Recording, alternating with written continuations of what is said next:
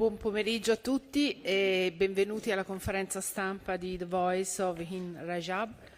Vi presento al tavolo il produttore Nadim Cheikhoua, gli interpreti Amer Helel,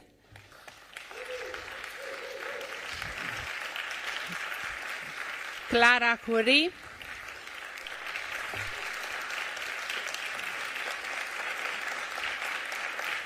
Motaz Malez,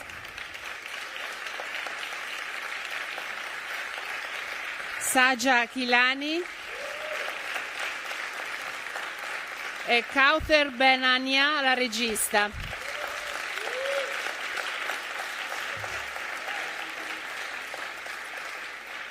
Allora, vi ricordo che il film sarà nelle sale italiane con I Wonder Pictures e prima di iniziare però vorrei dare la parola a Saja che ha qualcosa da dirci.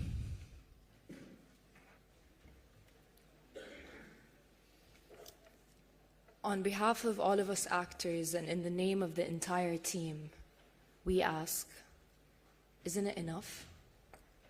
Enough of the mass killing, the starvation, the dehumanization, the destruction, the ongoing occupation. The voice of Hind Rajab does not need our defense. This film is not an opinion or a fantasy. It is anchored in truth. Hind's story carries the weight of an entire people. Her voice is one amongst tens of thousands of children that were killed in Gaza in the last 2 years alone. It is the voice of every daughter and every son with the right to live, to dream, to exist in dignity, yet all of it was stolen in front of unblinking eyes. And these are only the voices we know. Behind every number is a story that never got to be told. Hind's story is about a child crying out, "Save me." And the real question is, how have we let a child beg for life? No one can live in peace while even one child is forced to plead for survival. Let Hind Rajab's voice echo around the world. Let it remind you of the silence that has been built around Gaza. Let it name the genocide that silence protects. And let it pierce the word enough. Not tomorrow, not someday, now. For justice, for the sake of humanity, for the future of every child. Enough.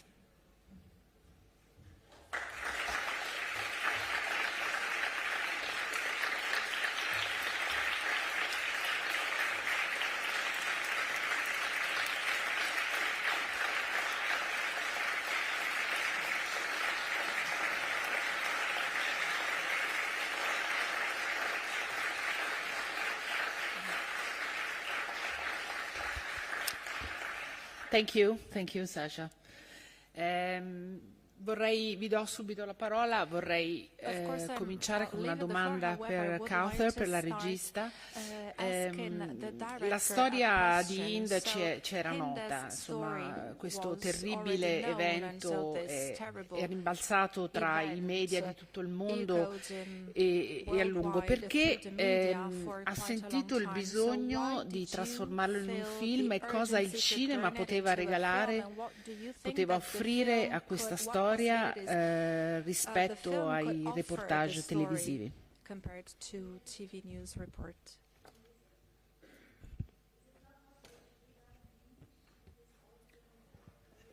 The press conference is in Italian. Everybody has the headphones.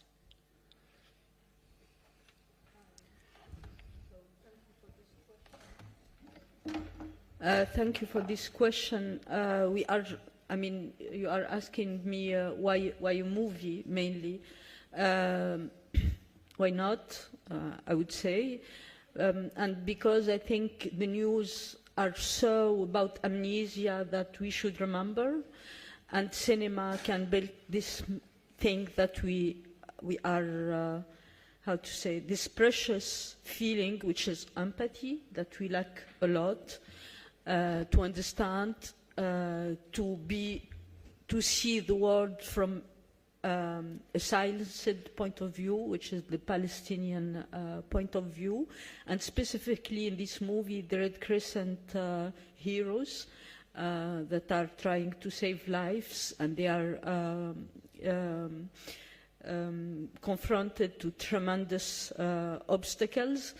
So yes, this movie was very important for me because when I heard the first time the voice of Hind Rajab, there was something more than her voice. It was the very voice of Gaza asking for help, and nobody could enter.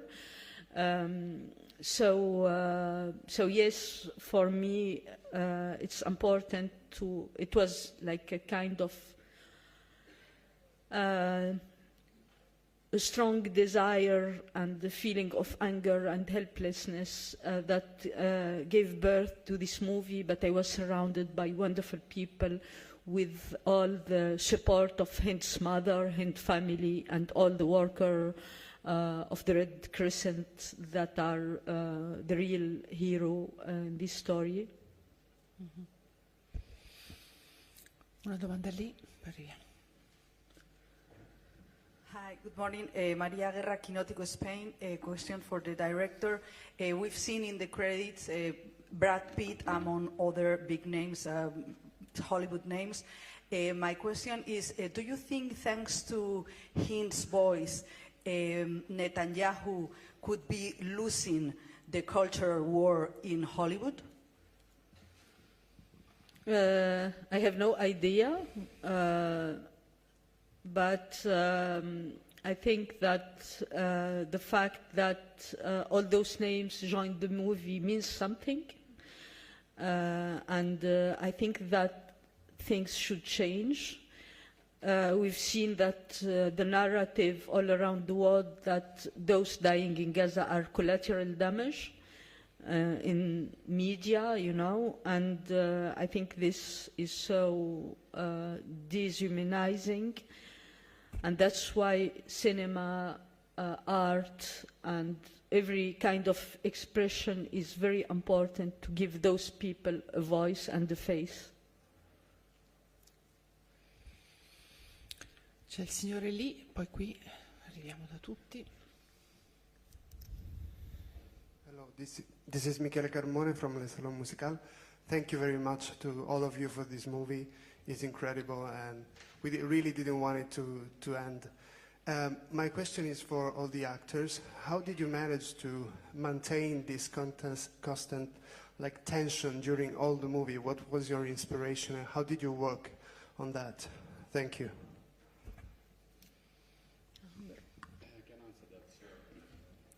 Hello, everyone. Thank you for being here. I'm going to answer the question straight away for myself and some of the actors also they has experience like me. When I am from Palestine, Jenin, in the West Bank, so when I was 10 years old, I've lived this kind of life, what's going on right now in Gaza, and I felt I just went back to my childhood. It wasn't easy. I felt like I died 1,000 times. Hearing her voice from the first moment just sent me back to my childhood. So it wasn't a new thing for me. It's a life I lived. So that's my answer for you.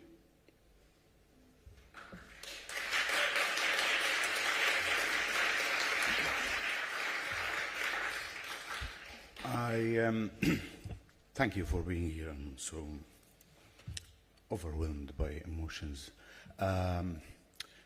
Usually, when you go and when you read a script, then you start to think how to understand and to bring into yourself the material that it's written, and because by the end of the day you need to stand in front of a camera and do it and try to convince people that you are that person and you stand behind the story.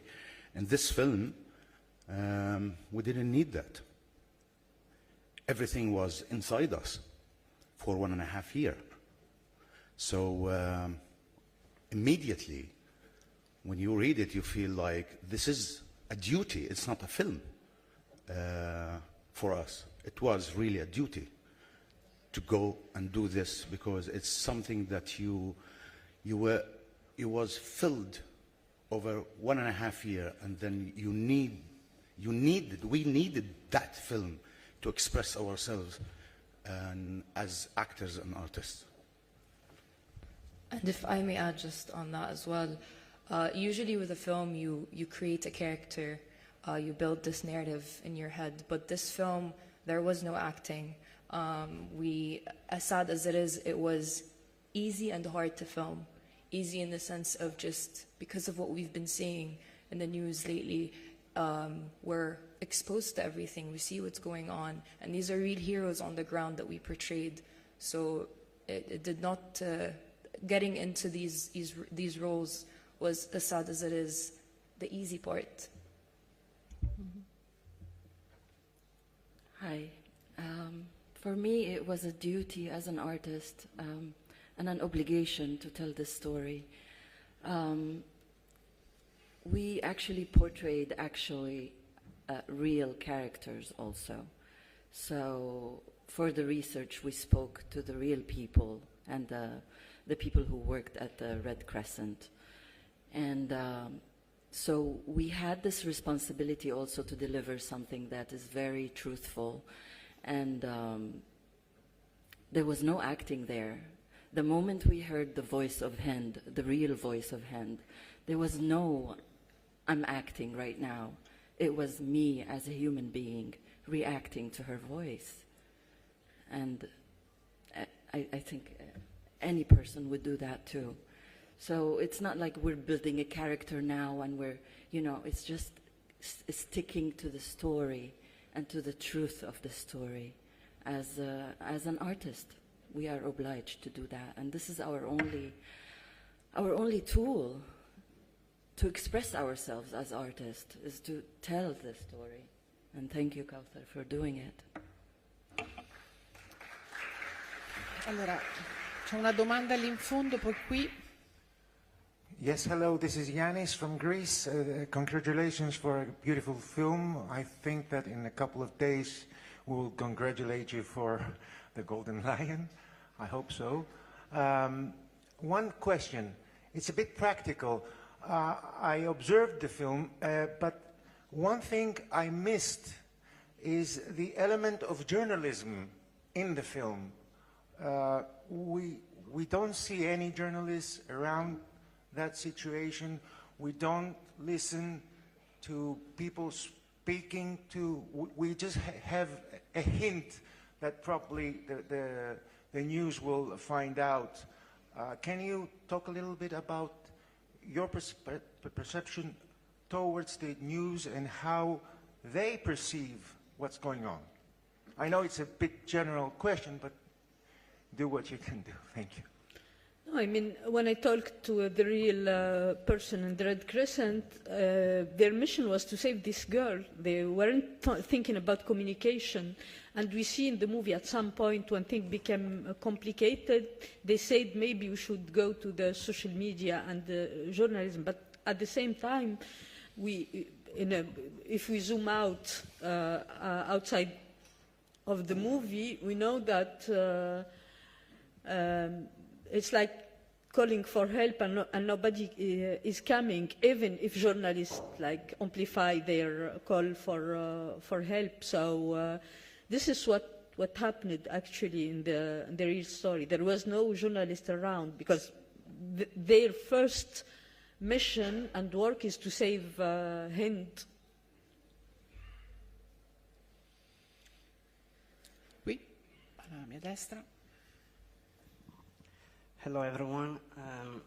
Usually I would say congratulations, but deep down I know that none of us really want to be here talking about this kind of stuff, but I think you made the single most important film of our recent times.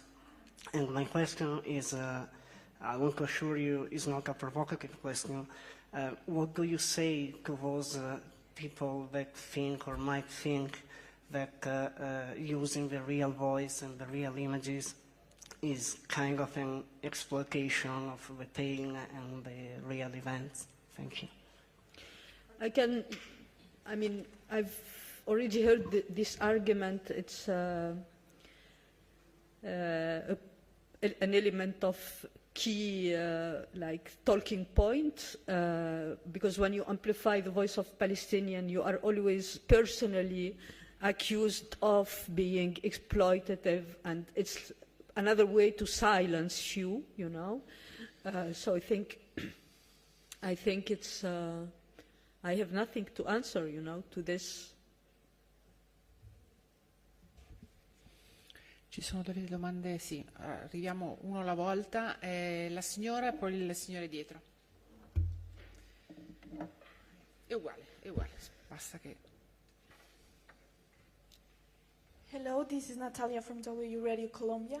I want to thank you for the movie, and I want to ask you, do you think that this movie can give a symbolic justice for Hind Rajab? I hope that the justice will be one day not only symbolic, because justice is very important to, but we are not yet there, We are asking enough of this genocide, and when I think about even the word enough is not even enough, because if you stop everything today, it's not enough. So, yeah, in an ideal world, I hope justice for Hind and all those who were killed, but we are a little bit far, which is abnormal, I would say. Il signore lì, dietro.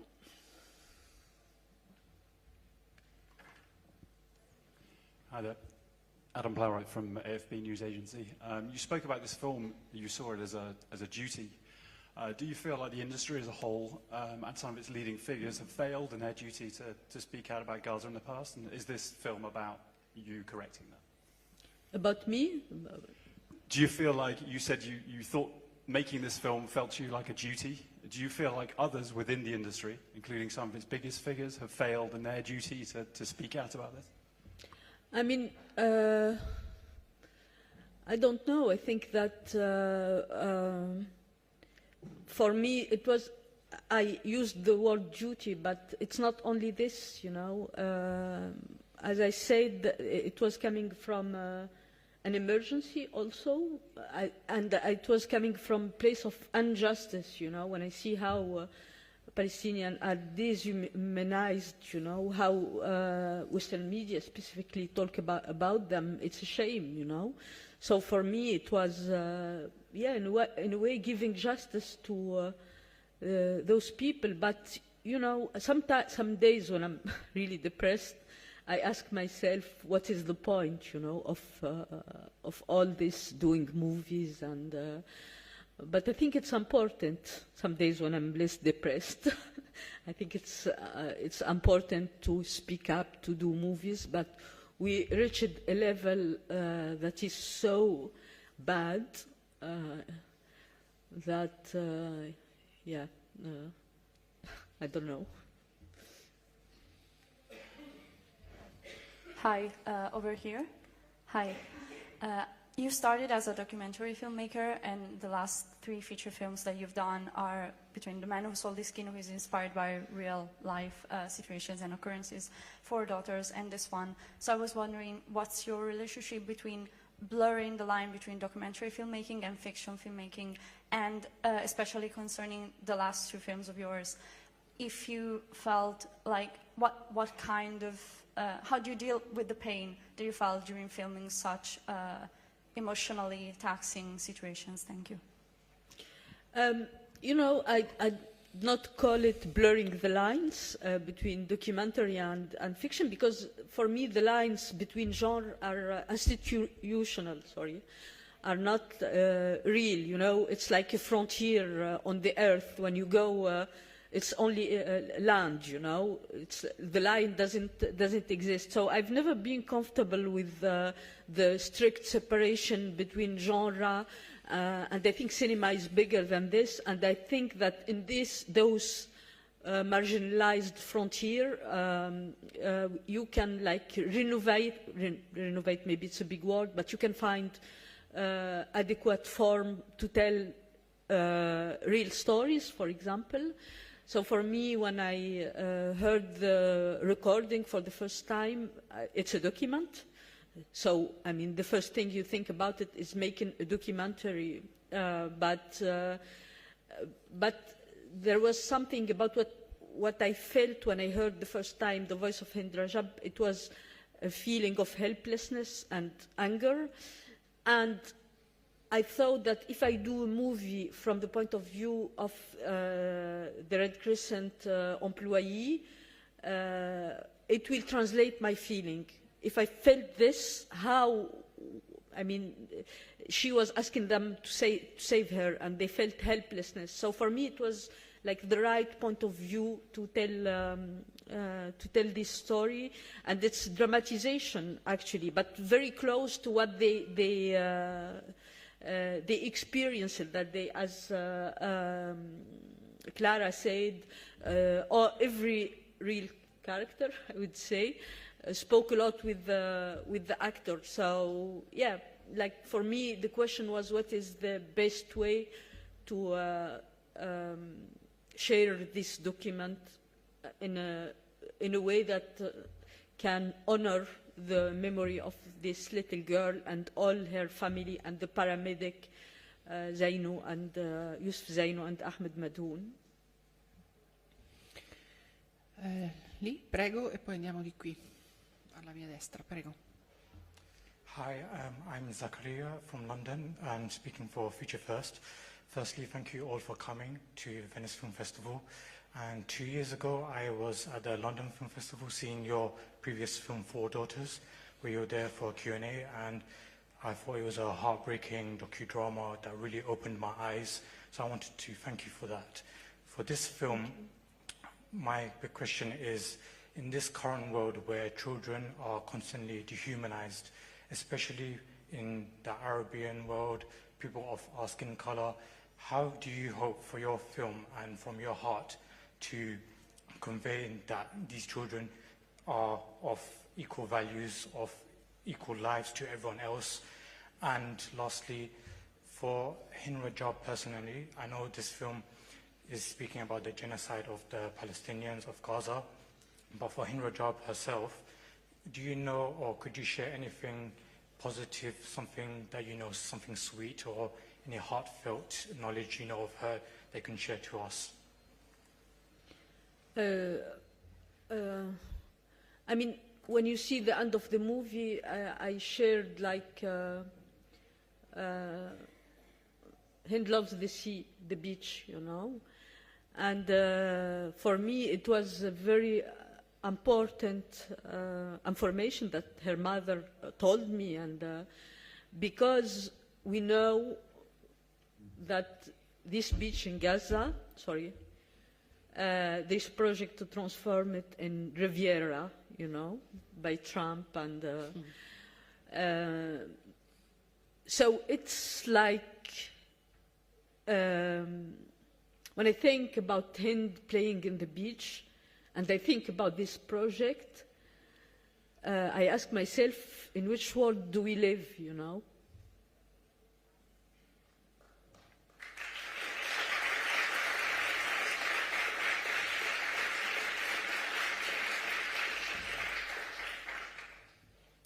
Hello there. Hello. Ben Dalton from Screen International. Congratulations to you all on what is clearly a very important film. Returning to the topic of these high-profile people who joined the film last week, so Brad Pitt, Alfonso Cuarón, Joaquin Phoenix, Kaouther, could you speak a bit about how that came about? What kind of conversations did you have with them? Did they have any concerns? And what their role is exactly on the film? When we were at the end of the editing, we had like with us Jim and Odessa, our producer in the movie, and with Nadim, we tried to show the movie to several people, and they were yes, they are here to support the movie, and I'm very happy, and I never in my life thought that it can be possible. So I'm very grateful for their support. Nadim, as a producer, what was the main challenge of making this movie, and what is your position, but your work with the director and... Actually, the main challenge was to make the film fast, quickly. We were preparing with Kaouther another movie, and when she told me that she wants to do the story, and I was feeling the same kind of thing as her, which was, we can't stay just watching what's happening and do some other stuff. We need to do this movie, and we needed to do quickly. So Kaouther wrote quickly the script, and we shot it. And of course, some people told us it's going too fast, but we had this feeling of emergency that we have to do this. So yeah, the main challenge was to be able to shoot the film with very few partners, but some of them were in the beginning, and I thank them. I won't name them here, but they were there. And then, little by little, some other partners came. And as Kaouther said, with Jim and Odessa here, it was a quite long journey, doing the film, financing, post-producing, financing, finding some more money, and never stop the process because we felt we have to go fast, because the main idea of the film is, we came from a place of silence. At that moment, we couldn't even say any word, so it was important to make the film be out and reach the largest audience, So yeah, this was the main challenge. Signora Lee?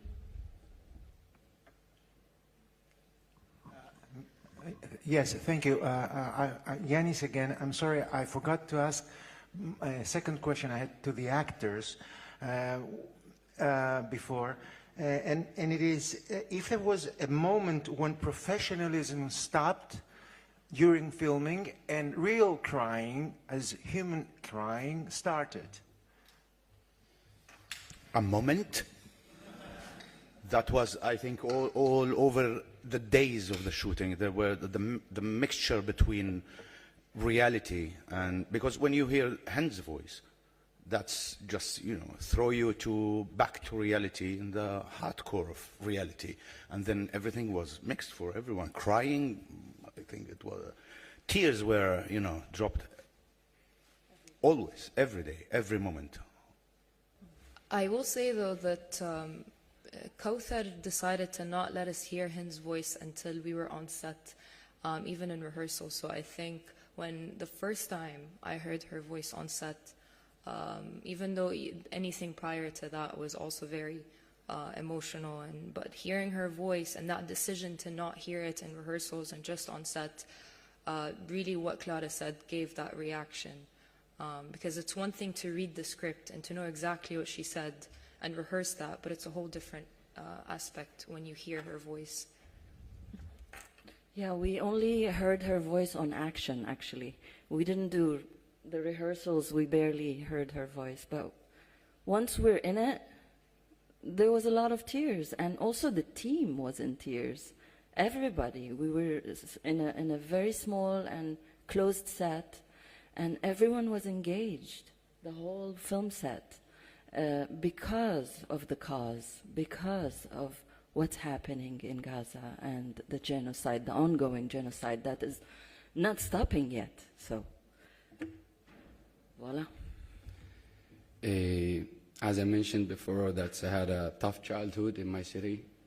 So it felt, even without even living the experience I did, the moment I heard Hind's voice, I felt like this is a reality. It's not a fiction, it's not a film, this is a real voice. Send me back to the time where I was begging when I was a kid for safety. I was lucky enough to survive and be here. Like, I feel privileged being here, like I'm saved. But the moment I heard her voice, it sent me back. And I didn't feel for a moment that I was acting. I was living it. And there was 2 times where I couldn't keep filming. I had a panic attack, and I had the support from everyone also. It was hard, but it's a responsibility for me, like, I should do this, we should do this, because if we don't do anything, who's gonna do it? So that's my experience. I lived it. I didn't feel there was acting. It's a life, it's a real thing. Thank you. We have to stop here. Thank you so much.